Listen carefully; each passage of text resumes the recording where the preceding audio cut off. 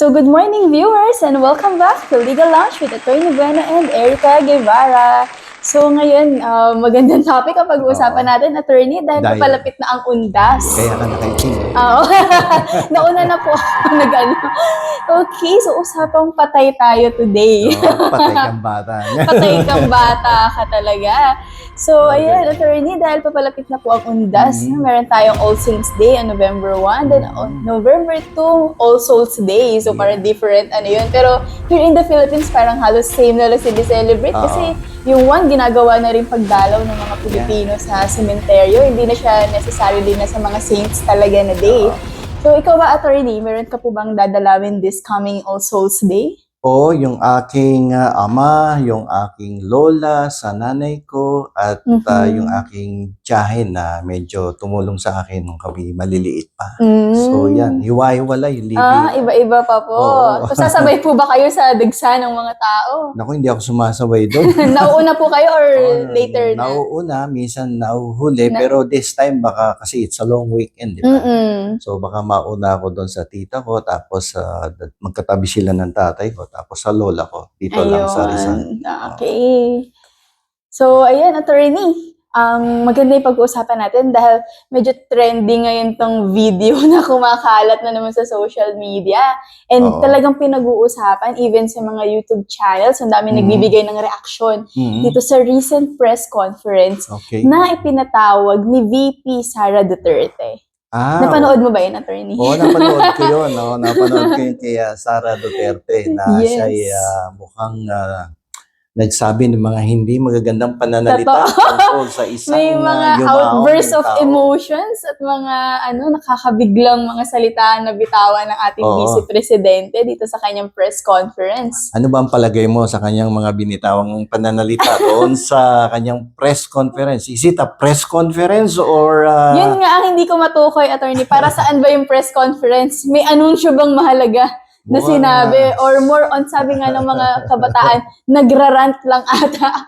Nagrant lang ng kanyang emosyon nitong ating Vice Presidente sa kanyang press conference. Tinatawag pa talaga ang media. Pag sinabi mo kasing press conference, ang isang public official ay merong ihahayag na napaka-importanting bagay o mayroon siyang i-announce na napaka-importanting event na benefit ng sambayan ng Pilipino. Pero dito sa nangyaring press conference ng pangalawang Pangulo, ito ba'y press conference ba talaga to? Therapy daw. Ginawa daw therapy. Parang isang maalaala mo kaya. Maalaala. Tama. Parang naglabas lang talaga purely emotions ang ating Vice President. So parang hindi press conference. Pero sinabi dito sa press conference, allegedly press conference, ay binitawan ng dating ng pangalawang Pangulo. Ba't ko ba nababanggit palaging dating pangalawang Pangulo? Medyo gusto na maging dati? Present pa. Mukhang hindi magandang pangitain yun. Okay, kasi sinabi niya dito, siguro dahil sa galit niya, ang pinagsimulan nito ay yung paglapit. Kasi graduation, nagkaroon daw ng graduation ceremony. Yes, umattend daw sila, yes. Sa Philippine Military Academy. At President meron daw, PBBM. nandun doon si Presidente, katabi niya si Presidente ni Sara Duterte. At meron nga daw tinawag ng isang estudyante nag-graduate din. At paglapit kay Presidente ay sinabing, Mr. President, can I have your watch? Yes, as a graduation gift. As a graduation gift. So, sabi ni Sara, ang narinig daw niyang sagot ni Mr. PBBM? President is, why would I give you my watch? So, yun na. Doon nagsimula ang sa parang galit violent.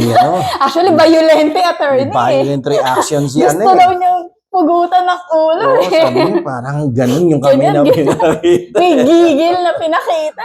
Gigil. Parang gusto daw niyang pugutan ng ulo si Mr. President. So, sa akin, alam mo, Erica, kasi ni-research ko din naman yan. Kasi ang nangyari dito, parang ang gustong mangyari ni Sara Duterte ay kung ano yung naging practice ng kanyang ama nung ito ay presidente pa. na kapag may nagsabing isang military graduation ceremony sa PMA na, Mr. President, can I have your watch? Naging practice kasi ng dating Pangulo na tinatanggal yung relo niya at ibinibigay Binibigay talaga. doon sa nag-request na bata na graduate sa PMA. So, ilang beses yatang ginawa yan ng dating presidente. Ang gustong kasi ni Sara, gawin din yon ng kasalukuyang Pangulo. Pero sa akin, ayon sa aking mga na-research, hindi yun ang tunay na ibig sabihin ng Mr. President, can I have your watch? Okay. Sa military kasi, maraming ibig sabihin niya. Kasi itong si Sara at yung dating presidente, ginawang literal. Binigay talaga, Yung- tinatanggal, Yung tinaabot. phrase na, can I have your watch?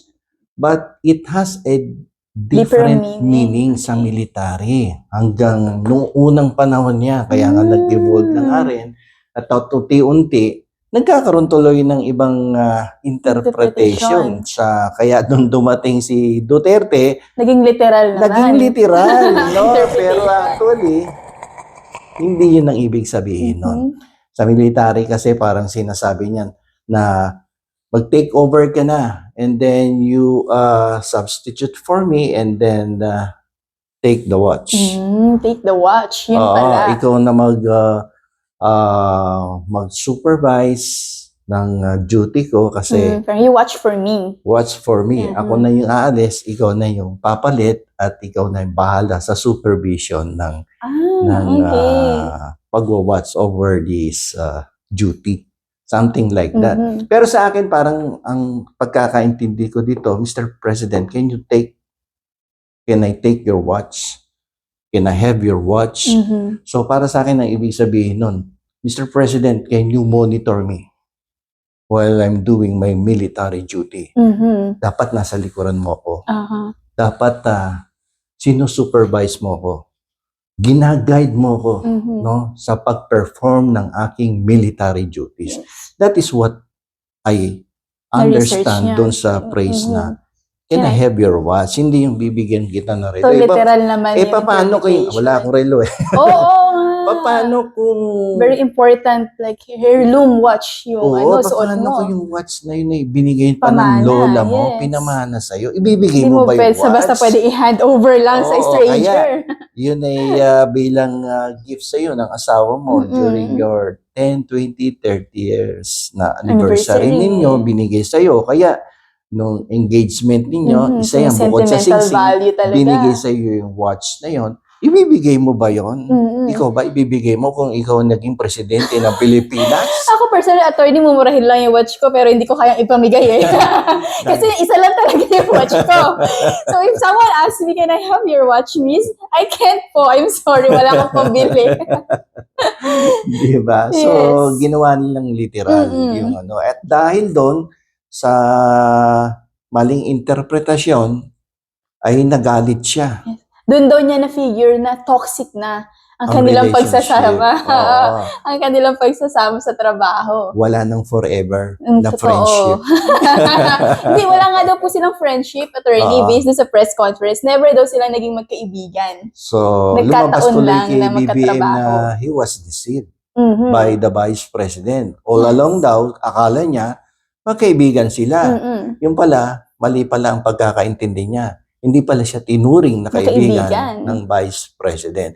Kung sa akin mangyari yun, sasama ang loob ko. Totoo. Diba? Araw-araw magkasama, simula ng kampanya, di ba, Oo, attorney? magkikwentuhan kayo. At sabi pa Nagpapalitan niya, kayo ng at sa opinion. araw-araw daw nila magkasama, wala silang napag-usapan na plataforma ng presidente. Wala na siyang hint na nakuha ano ba ang plataforma ng presidente natin. Oo, so doon nag-umpisa tuloy yung kanyang galit at bukod doon sa gigilitan niya ng leeg, ang ating Pangulo ay nagsabi pa siya ng hindi maganda tungkol sa yumaong dating Pangulo na si Ferdinand Endralin Marcos. At sinabi niya na, hukayin ko yung labi ng inyong ama. Sinabi niya daw yun kay Senator Amy Marcos. Kay Marcos sa Amy Viber. Marcos, yes. Oo. May group chat. Sa group Oo, chat may pa. group So sabi chat. niya, may other witnesses na nakabasa. Oo. Hindi lang sa isang tao. Maraming nakakita nung sinabi niya. At ihahagis sa West Philippine Sea. Itatapon niya daw. Ako yung nagtataka sa kanya parang hindi siya abogado kung manalita. Dahil yung pananalita na yun ay may legal consequences yan. Both criminal and civil. Okay, Merong so liability may liability siya dun, attorney. Oo, hindi Hindi pwedeng... pwedeng basta-basta ka lang. Hindi Hindi kagaya ng mga ordinaryong tao na kapag nagagalit, di ba, diretso, ganito ka, ganyan ka, gagawin ko to sa'yo. Okay lang. Walang na batas. Pero siya, as a vice president, at sinabi niya sa publiko, ano ba yung niya din, attorney? May tinamaan ba siyang batas doon? Actually, sinabi ng isang public official natin, isang kabinete ni Presidente Marcos na ito daw ay may tuturing na isang desecration of the body of the dead. Pero para sa akin, kasi kung titingnan mo, palagi ko pinatutungkulan dito ng Justice Secretary, yung Article 357. Ito hindi ko makalimutan kasi may pelikulang Magnum 357. Ang bida niya si FPJ. FPJ pa pala. So, yung Article 357 of the Revised Penal Code ay nagsasabi na kung ang isang tao ay liligalagin mo ang puntod ng isang namayapa at ito ay parang magbibigay ka ng isang aksyon na sinira mo ang kanyang Inagrabyado talaga. Oo, sinira mo ang kanyang lapida. Kasama na din yung mga ornaments. Pag sinira mo yun. Kahit ornaments lang, attorney. Oo, kahit yung halaman Ginalaw lamang mo. doon sa kanyang puntod, yung kanyang lapida, o kaya kung anumang display doon sa burial ground ng isang namayapa, yan ay paglabag na sa ilalim ng Article 357 of the Revised Penal Code. Kaya nga lang, mga problema dito, walang aksyon. May tinatawag kasi sa batas na dapat there must be a overt act. Dapat magkaroon ng physical action na sinira ko yung nakalagay dyan na halaman. Binasag ko yung lapida, hinukay ko yung puntod, at yan ay tinapon ko kung saan na lamang. Dito, parang binastos. So, purely threat ang ginawa ni Purely threat, nagkaroon ng intimidation. Sa isang banda, pwede mong i-interpret kung nagkaroon ng kondisyon na kung sinabi ni Sara Duterte pag hindi nyo ginawa to, hukayin ko. Pag hindi mo ako binigyan ng, kunwari lang to pag hindi mo ako binigyan ng confidential funds, huhukayin ko ang labi ng iyong ama sa libingan ng mga bayani. Ayun, may legal merong criminal liability yun that would serve as parang equivalent to criminal coercion. May banta kapag hindi mo ginawa itong kondisyon na to, binigyan mo ko ng pondo para may gastusin ako sa aking mga ginagawa.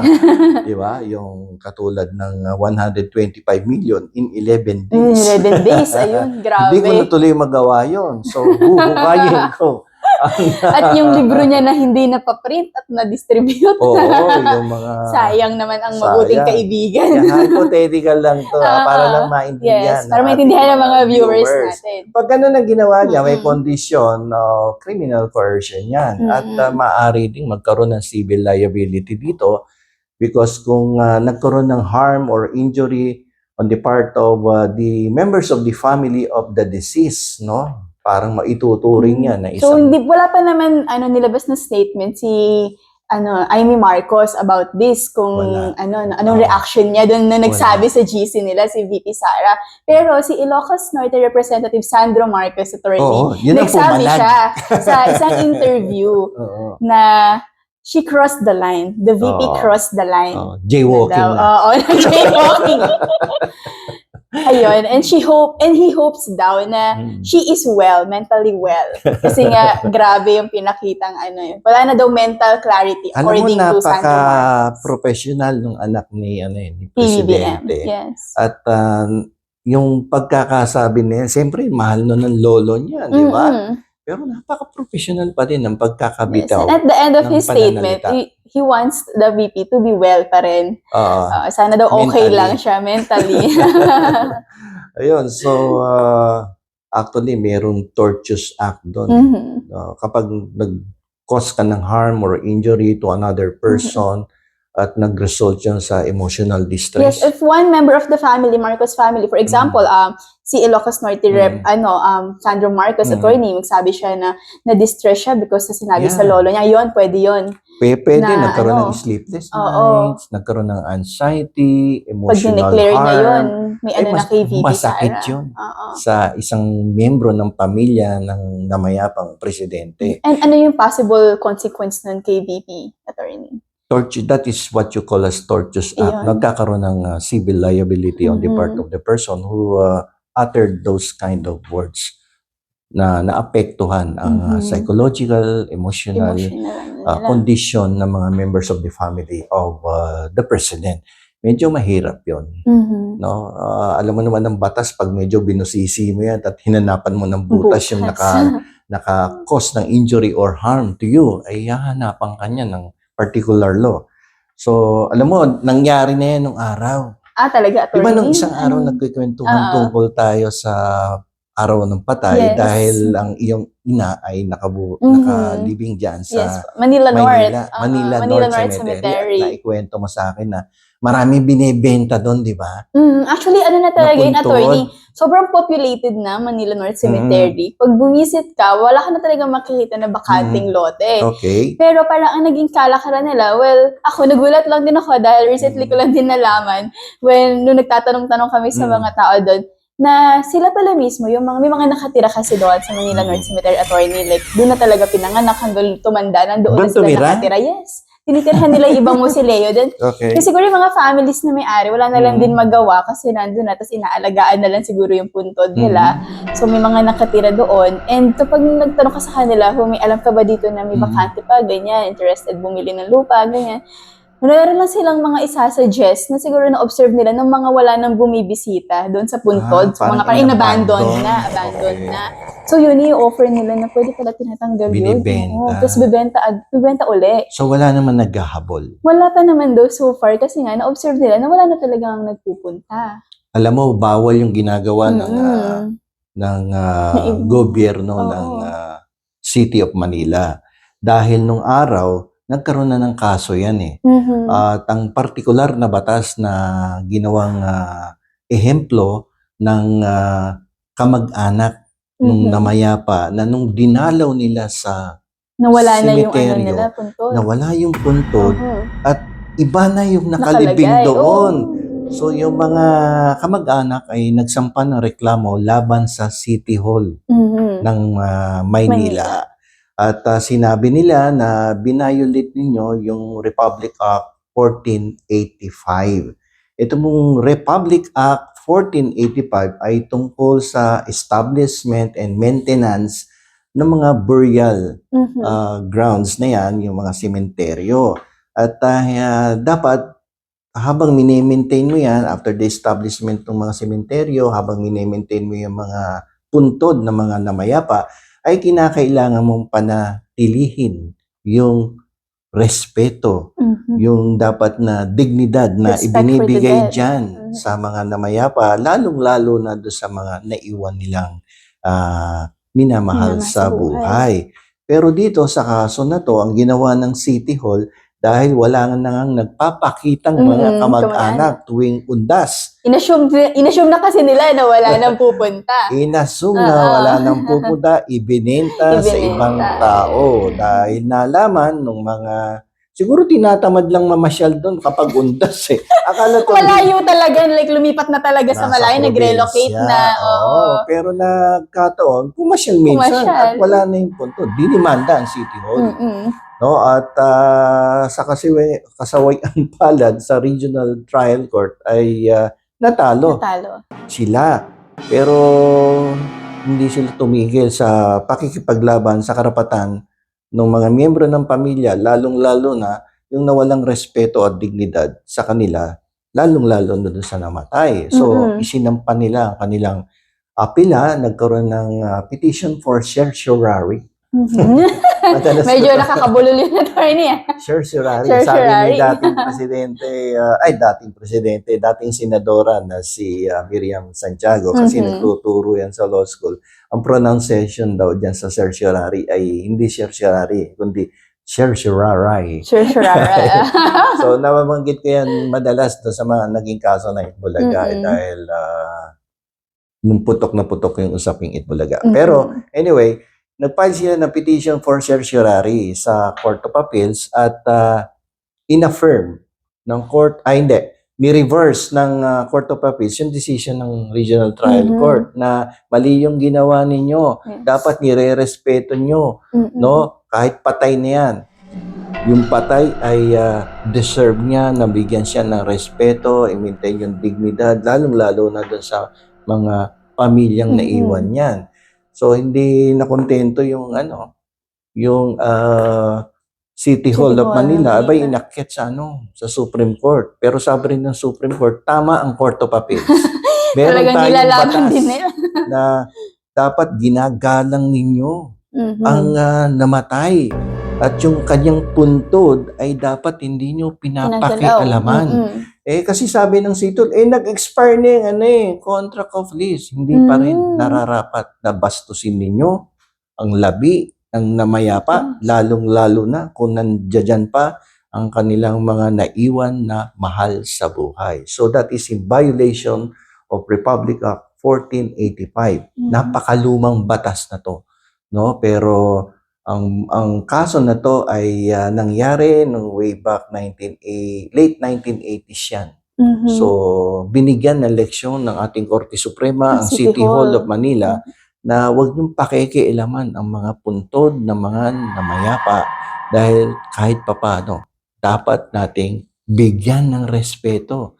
Ang dignidad ng mga naiwang pamilya ay dapat mamalagi at hindi basta-basta babastusin ninyo. Dapat irespeto ang namatay. Kaya nga tayo nagpupunta tuwing undas, di ba? So, if you will connect that to the statement of the Vice President. So, same applies din sa niya. Sinabi Kaya niya. nga lamang dito sa kaso ng City Hall of Manila versus the Court of Appeals ay nagkaroon ng overt act. May physical talaga. May execution na ginawa. Tinanggal. Oo. Nagkaroon ng overt act. Dinestroy nila yung tomb and then binenta sa ibang tao. Nalipat kaya yung nakalagay? Yun ang worry ko. Nasaan ba napunta na yung tinanggal? Ang problema niyan kasi yung remains, yung abo, baka tinapon sa West Philippine Sea. Ayun nga. Baka kaya doon nagka-idea siguro yung pangalawang pangulo natin. Baka nabasa niya yung Nakuha kaso, niya yun, na-inspire siya sa ginawa ng City Hall noon. Oo, na-inspire siya, gagayahin niya. na itatapon, no? Oo, kaya ngayon, attorney, ang dami na tuloy nagbibigay na reaction na parang due na daw for check-up itong ating pangalawa po. Lalo na ngayong October, attorney, we are celebrating din the Mental Health Awareness Month this October. So, saktong-sakto, very timely yung pinakita niya Alam mo, ngayong nakakaawa attitude. din ng ating Vice Presidente sapagkat ako'y sa pananaw ko sa kanyang mga ikinikilos at mga binibitawang salita, ramdam ko na siya ay may pinagdadaanan. Hindi ko alam ko ito ay I think tungkol hindi sa basta-basta masasabi ng isang tao yun kung wala siya talagang dinadamdam. Hindi ko alam ko ito ay dahil sa broken hearted siya Ay, may backstory ba about love life?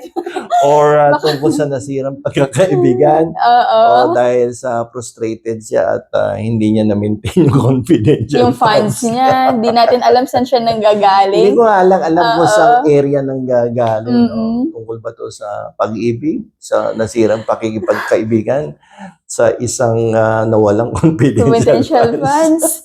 Ayun, basta ang clear dito ay may pinanggagalingan siyang matindi. Mabigat. Oo, pero ganun pa man, dapat being the Vice President, dapat magbibigay ka ng respeto doon sa namayapa. Lalong-lalo na yung dating leader at dating World War II hero na kasi lahat kasi nang sumali sa digmaan ng mga sundalo, lahat yan. Ako may mga kamag-anak ko, mga kalololohan ko sumali sa gera, sundalo, mga guerrilla. So, kino-consider yan. Ikaw din, meron kasi sigurado, may mga kamag-anak ang matatanda na na naging sundalo o guerrilla na considered silang mga hero ng ating bansa. So, dahil hindi sa, naman basta-basta itong ating dating presidente na Oo. ordinaryong tao lang. hindi siya ordinaryong Oo. tao, dapat nire-respeto yan. Pero bilib ako doon sa presidente dahil hindi niya pinansin. Oo. Siguro he understands. Based on experience. Oo, nag-based on experience na lang siya. Kaya huwag natin patulan. Alam ko na yan eh. Something. Gawain niya na to, ganyan na yan. At nagpalit na nga daw ang OVP attorney ng kanilang tagline. Ano na? From para sa Diyos ba, sa tao at sa bayan dati. Ngayon ay drag me to hell na daw. Ang bagong tagline ng OVP, sabi niya sa kanyang press conference, it's drag me to hell. Grabe Ang kanyang naman. tagline. So, sama-sama na daw sila sa impyerno. Oo nga, narinig ko din sa press conference, siya daw ang presidente ng impyerno. Impyerno, yan. Ako, nakakatakot yun. Naku, hindi, ano yan. Very disturbing, Very actually. disturbing yun. Medyo alarming yan, alarming. dahil baka mamaya magkaroon ng yung susunod na eleksyon at meron tayong kandidato na kasing halintulad ng kanyang attitude or behavior. Ingat-ingat ng konti sa pagpili ng kandidato. Baka mamaya dalhin tayo sa impyerno. Imbis na yung kanta ni Regine Velasquez na dadalhin kita sa langit. Dadalhin kita sa aking palasyo.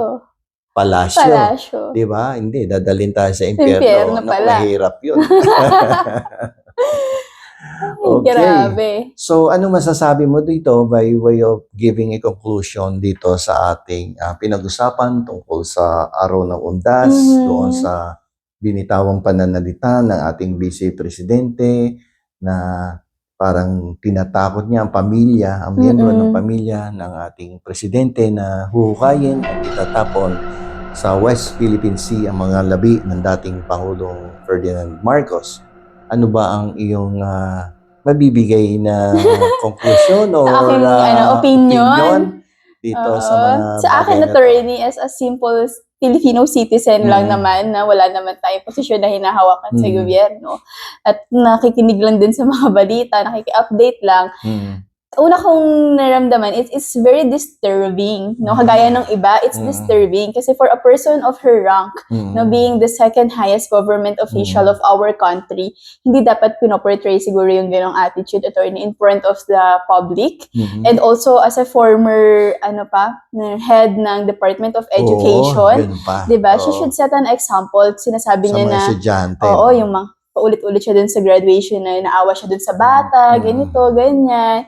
Pero dun sa mga sinabi niya, hindi ba siya naawa sa mga bata makakarinig na baka ma-disturb yung peace nila na we are living in a country with this kind of leader, di ba? Parang siguro, syempre nag-iisip na din yung iba dyan. Meron tayong mga activists dyan na mga very active na mga students natin na nag-iisip din naman, and especially this coming election na ako as a simple citizen lang din, very disturbed, and I think it's straight up disrespectful. Diba? Siya na nasa position, na nakapagbitaw siya ng gano'n sa family ng isang presidente. So, kung tayo ng simple na tao lang, sabihan tayo ng gano'n ng kapitbahay natin, di ba? Grabe na yung sakit siguro sa atin. Yan siguro talagang, galit na galit ka na, pag bulyawan ka na dyan sa bintana ninyo, di ba? So, ayan sa akin, attorney, no, it's very disturbing and straight up disrespect sa isang tao na hindi dapat sinasabi, binibitawan yung mga ganong bagay. And siguro, yun nga, yung control ng emotions, dapat, laging present at all times, especially with the position na kagaya sa kanya. Dapat she knows how to control it because she knows na maraming nanonood sa kanya. And siguro, somehow, may mga tumitingala pa rin naman sa kanya as the leader of our country.